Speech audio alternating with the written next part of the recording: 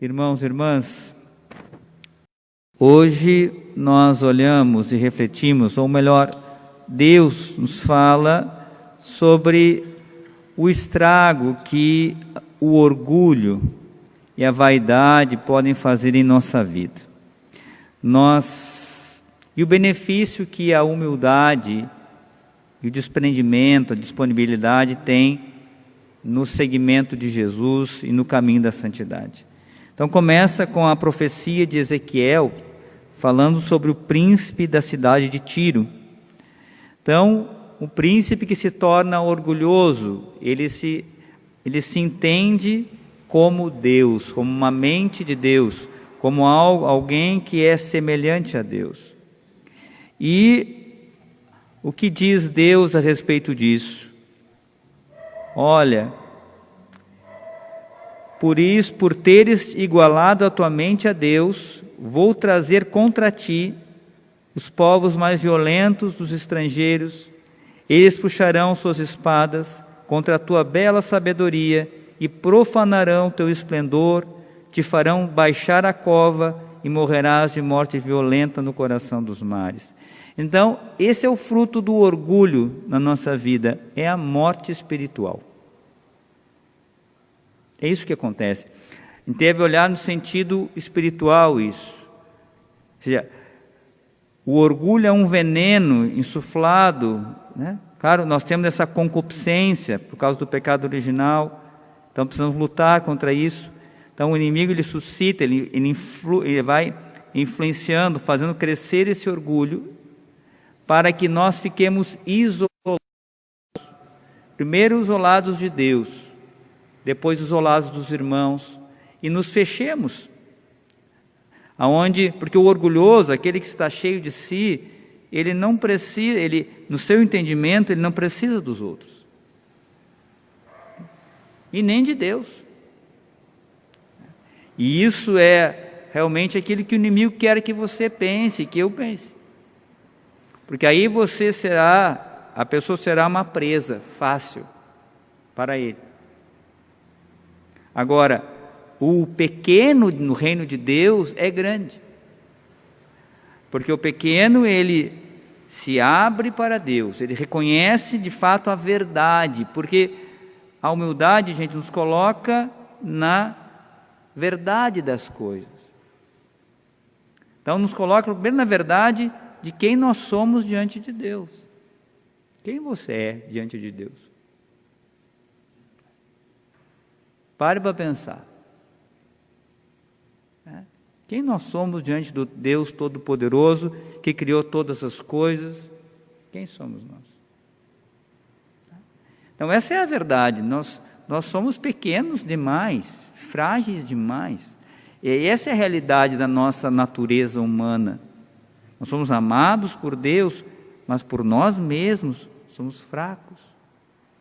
E se nós começarmos a confiar em nós, como se nós fôssemos fortes, isso é uma ilusão.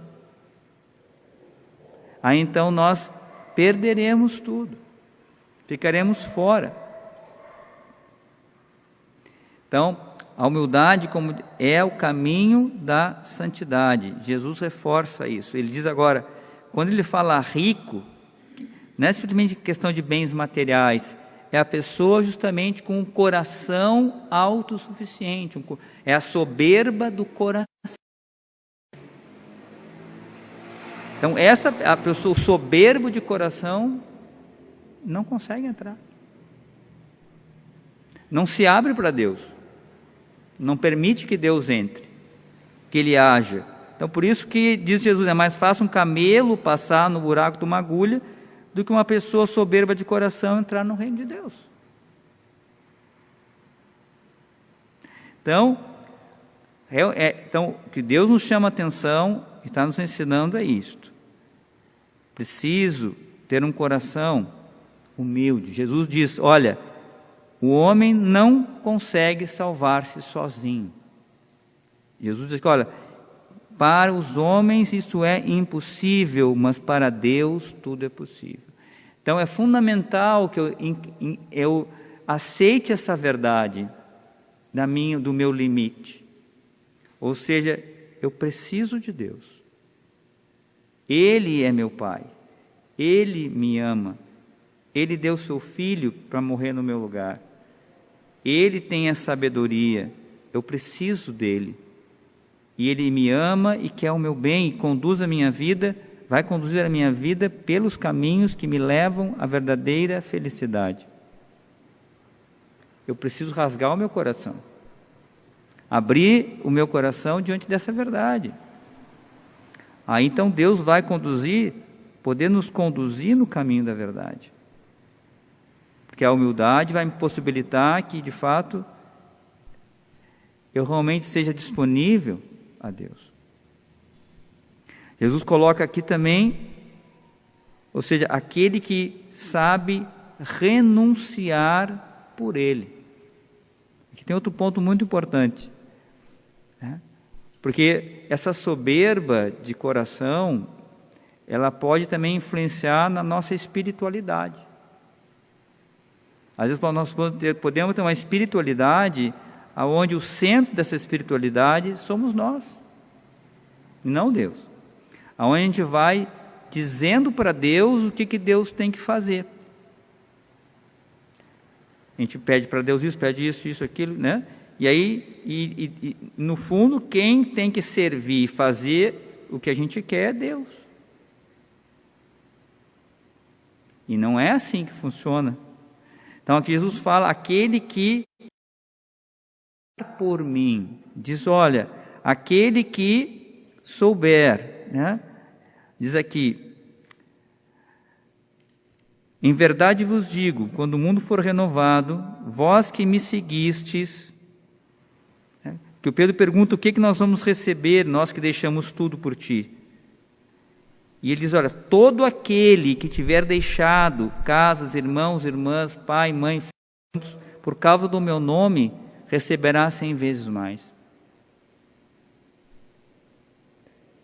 Então, eu me dou conta de que o centro é Deus, e saber também perder por Deus. Nós falávamos, Ele é o bom, Ele é o centro. Porque a nossa espiritualidade começa a crescer quando de fato Deus começa a ser o centro. Quando a gente começa a parar só de pedir coisas para Deus, mas também começa a colocar, Senhor, o que Tu queres que eu faça? Que nosso amor começa a crescer por Deus quando nós somos capazes de renunciar por Ele, de saber perder por Ele. Porque quando nós amamos verdadeiramente alguém, nós sabemos isso. Nós sabemos sofrer por quem amamos, não é verdade? Eu dei esse exemplo muitas vezes. Né? Por exemplo, pela sua família. Né?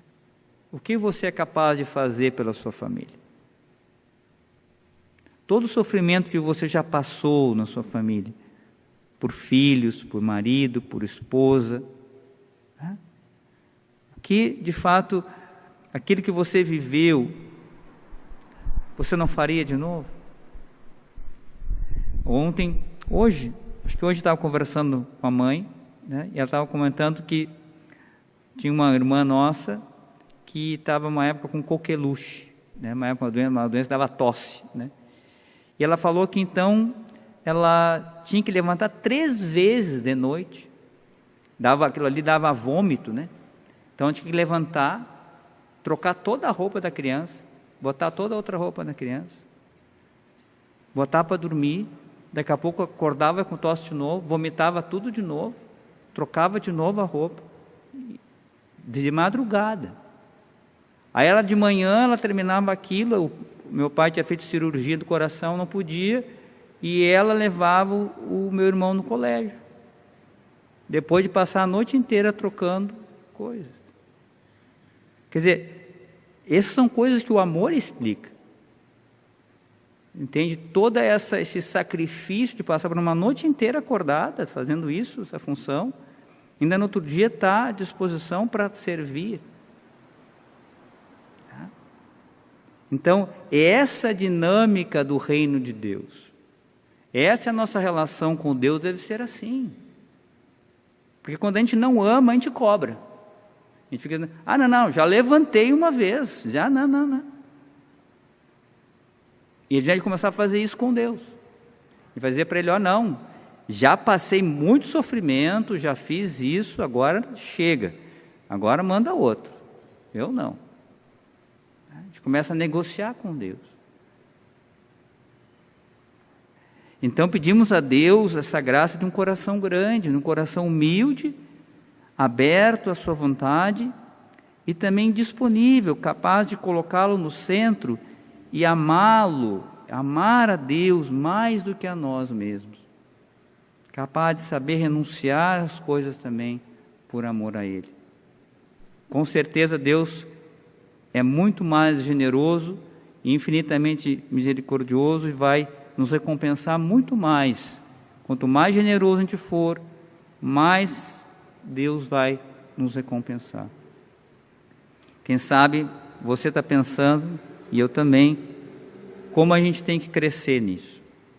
Como precisamos crescer nesse amor mais generoso, esse amor mais desprendido, esse coração mais humilde. Peçamos a Deus essa graça de crescermos nessa dimensão, porque esse é o caminho dos santos, esse é o caminho que nos leva para a vida eterna. Então peçamos a Deus agora sua misericórdia, vamos acalmar o nosso coração um momento, em silêncio, acolhemos a palavra do Senhor em nosso coração.